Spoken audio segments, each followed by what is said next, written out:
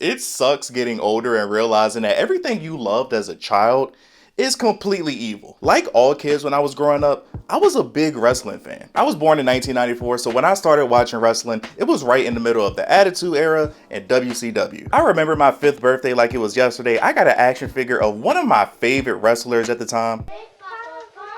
Man, I used to love Scott Steiner. I used to want to be just like Big Papa Pump. He had the bicep on top of the bicep. That was my guy. But over the years, I would say that my favorite wrestlers were definitely Rey Mysterio and Jeff Hardy. I used to love the High Flyers. What kids didn't? And during that era, of course, I love Stone Cold. I love The Rock. I'm going to vote for The Rock when he runs for president. I mean, I drink his tequila almost every weekend at this point. That's my guy. And if you're new to the channel, I'm from Richmond, Virginia, and WCW and WWF used to come to my city all the time. They used to perform at the Richmond Coliseum, and I was lucky enough to be able to go to multiple shows when I was a kid. Like, I remember going to see a WCW show, and my dad got me a Goldberg t-shirt, and he got me a fake Sting mask. I was able to see Friday Night SmackDown live when I was a kid. Like, wrestling was amazing. Also, I'm the baby of the family, and when it came to my cousins, I was always the youngest and the smallest. So whenever it was time for somebody to get powerbombed or somebody to get suplexed, that's where I would come in. All those sayings of "don't try this at home." Yeah, we didn't listen to none of that. I remember being in school and kids used to be doing the suck it. I didn't really know what that meant back then, but people used to get suspended for that stuff. I stopped watching wrestling around the time they started to transition to the PG era. Like, the last thing I remember is the whole Chris Benoit situation. It wasn't because of that. We're going to talk about him a little bit later. It wasn't because of that, but it was just around that time. Like, I started focusing more on sports. I was playing video games. I was watching other TV shows that would come on during that time slot. I started focusing on girls. I was just worried about other stuff. It's just crazy because I remember around the time that I was starting to not watch wrestling anymore, I remember seeing Cody Rhodes when he was like first on the scene. I did not like him. I feel like a lot of people I talked to at the time did not like him. And that's why I was so surprised years later when I got back into wrestling and I saw he's like one of the biggest names on the roster. I would say that it's kind of the same for Roman Reigns. Like, I wasn't watching wrestling when Roman came onto the scene, but I did know who he was. And the reason why I did know him was because he was always getting bashed on Twitter. Every time I saw him on Twitter, people were saying, "Oh, this guy sucks on the mic. Oh, Vince is forcing this guy on us." Like, it seemed like people hated him. And fast forward years later, he's one of the biggest names on the roster. That is our tribal chief. I be in the crib like, that's my tribal chief. And the woman wrestlers are completely different from when I was a kid. Stacy Keibler and Tori Wilson had 10-year-old me ready to risk it all, but they were kind of just like models. Trish Stratus will forever be my GOAT. She still looks great, and I feel like she transitioned into a great fighter later into her career, because when she first came out, just like a lot of the women around that time, she was kind of just a sex object. Back when I was growing up, we ain't have a Rhea Ripley. We ain't have a Bianca. We ain't have a Jade. We ain't have a Bailey. I would love nothing more than to have each of them take turns and powerbomb me through a table. And even though I'm not a hardcore viewer anymore, I will always be happy to see that the WWE is in a good place. And I was kind of joking about it earlier, but honestly, I might enjoy seeing the women wrestlers fight more than the men. And I'm not even saying that in like a joking or even a horny way. Like, I think it was earlier this year, they had a Money in the Bank match.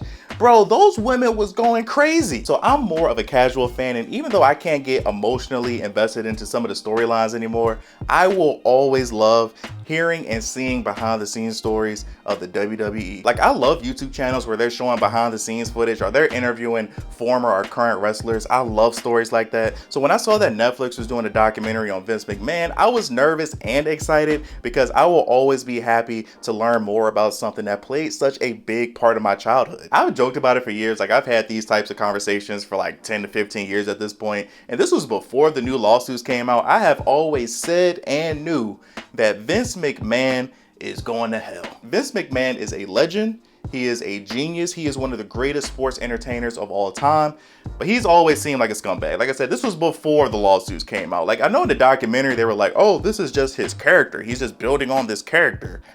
That was him. But it was cool to see the beginning of Vince McMahon's career and how he built this multi-billion-dollar company, because for some people, they might have already known that stuff about him. I didn't. I just knew the character and the symbol of Vince McMahon. I didn't know about his father. I didn't know that he was a ringside commentator. I didn't know about the territories around the country. I didn't know about some of the storylines from the 80s and the evil Iran and this, that, and the third. So for me, all of that stuff was really cool to see, because when you think about it, wrestling is ridiculous, but it's just something about it that captures people. Because when I was a kid, I thought all of this was real. I thought Kane and Undertaker were literal brothers. I thought X-Pac shot Kane in the face with a rocket launcher or a flamethrower, whatever that was. I thought Vince McMahon's limo actually blew up. So the fact that he built this world and this multi-billion-dollar company that so many people love, you can't take that away from him. It just sucks that he's an evil piece of shit and he's going to hell. Like, I just don't get what about money and power makes people so evil. Like, I always get this sick feeling when I think about the women, whether it's the female wrestlers or just the women in general behind the scenes, and it's things that they probably went through that we don't know about. Like, I was a kid watching all this stuff, like the bra and panty matches and fighting in pools and stuff like that. And even back then, even though I loved it, but just thinking back to those, I was like, yo, they are wilding, and this is on camera. So I can't imagine what these women are going through off camera. Some of the lawsuits against Vince is absolutely disgusting. And now I'll never be able to look at Brock Lesnar the same again. And he was one of my favorites. It was a point in the documentary where they were talking about wrestlers dying at a young age. And some of them I even forgot about. And it's just really sad. I mean, when you think about it, between steroids, painkillers, head injuries, the travel, you're going through a lot. Like, I used to love Eddie Guerrero from a wrestling standpoint, and he was so charismatic. Like, his character was so fun and so cool to me. And I remember being a little kid and just being crushed when the news broke that he passed away. I used to think Chris Benoit was so cool, and I get head injuries. I do believe in CTE. I do think that CTE is a real thing, but Chris Benoit, I know he's looking up at us right now. I am surprised that Stone Cold in the documentary, he said that he doesn't believe in CTE. That kind of caught me off guard. It was a couple of moments where I had to catch myself because I was smiling during Hulk Hogan segments. Like, I used to love Hulk Hogan. I was a Hulkamaniac. But then I remembered that Hulk Hogan is a racist piece of shit. And it sucks because Hulk Hogan, when I was growing up, he was the man. Like, I loved NWO. NWO was so cool. RIP to Razor Ramon. Scott Hall was my brother's favorite wrestler when I was growing up. And with what I'm about to say, I'm not talking about Scott Hall here. Do not think that. But it just sucks growing up and getting older and realizing that a lot of your childhood heroes are either evil pieces of shit or they're super depressed fighting demons. And like, I didn't process it until I got older, but some of the stuff that Vince McMahon put his own family through, his real legitimate family through, is insane. Like, for me, if I had the opportunity to kiss Trish Stratus, I would have did the same thing. But to kiss Trish Stratus in front of your wife and call that entertainment is crazy. This man was basically pimping his daughter Stephanie McMahon out for storylines. I respect the hell out of Shane McMahon, because Shane McMahon, if I was him, I would have been backstage. I would have been chilling, collecting checks. But this man went out here and did some of the craziest stuff I have ever seen in my life, and he put his life on the line multiple times. One of the most interesting parts of the documentary is near the end, where they asked a bunch of the people that they interviewed, what is Vince McMahon's legacy? Nobody could really give an answer. Like I said earlier, Vince was a big part of my childhood. Vince is a legend. Vince is a genius. He also just happens to be a big piece of shit.